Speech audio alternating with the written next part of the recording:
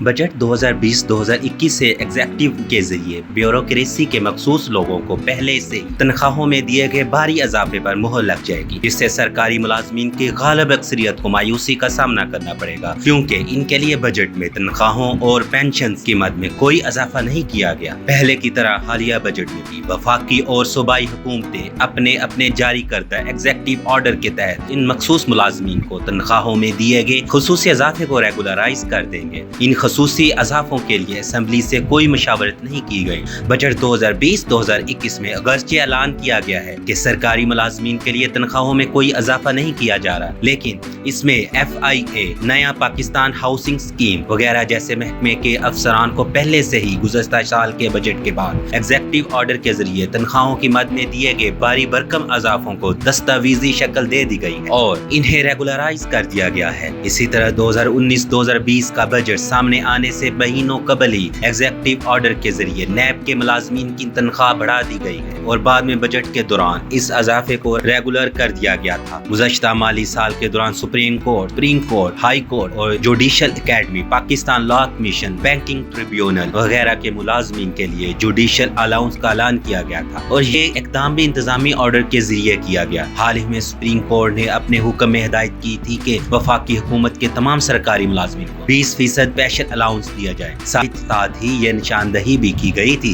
کہ وفاقی حکومت اپنے ملازمین کے ساتھ امتیازی سلوک نہیں کر سکتی۔ تاہم یہ بات بہت ہی دلچسپ ہے کہ سپریم کورٹ اور ہائی کورٹ نے کئی سال قبل اپنے ملازمین کی تنخواہوں میں 300% اضافہ کیا تھا۔ عدلیہ کے ملازمین کی تنخواہوں میں اتنے بھاری اضافے کے لیے مثال کے طور پر منتخب گروپس کے افسران کی تنخواہوں میں اضافہ بتایا گیا اور انہیں تنخواہوں کی مد میں خصوصی اضافے دیے گئے، لیکن اس کے باوجود نتیجہ امتیازی سلوک سے ہی نکلا۔ وفاقی سیکریٹریٹ کے ملازمین کو 20% سیکریٹریٹ الاؤنس مل رہا ہے، جس کی وجہ سے ان کے گزر بسر ان ملازمین کے مقابلے میں اچھی ہے جو منسلک محکموں وغیرہ میں کام کرتے۔ دلچسپ بات یہ ہے کہ سپریم کورٹ نے حال ہی میں اس بات کا ذکر کیا تھا کہ یہی سیکریٹری الاؤنس امتیازی ہے اور اسی کی وجہ سے وفاقی حکومت سے کہا گیا تھا کہ وہ اپنے تمام ملازمین کو 20% الاؤنس دے۔ حکومت نے نئے بجٹ میں یہی 20% اضافہ بھی نہیں دیا۔ سپریم کورٹ کے بینچ جس نے اس کیس کی سماعت کی تھی نشاندہی کی تھی کہ وفاقی حکومت اپنے ملازمین کے ساتھ امتیازی سلوک نہیں کر سکتی اور قرار دیا تھا کہ وفاقی حکومت کے تمام ملازمین کو اسپیشل الاؤنس ملے گا۔ اس وقت کی پیپل پارٹی کی حکومت نے پاکستان سیکریٹریٹ کی مختلف وزارت اور ڈویژن کے لیے مارچ 2013 میں 20% اسپیشل الاؤنس کی منظوری دی تھی، لیکن منسلک محکموں کے ملازمین کو یہ الاؤنس نہیں دیا گیا۔ اس امتیازی سلوک کو ختم کرنے کے لیے دیگر محکموں بشمول وفاقی حکومت کے کالج ٹیچرز ایسوسی ایشن، پاکستان PWD، کمیونیکیشن سیکیورٹی کے محکموں CDA یونین اور پاکستان کونسل برائے سائنس اینڈ ٹیکنالوجی کے ملازمین نے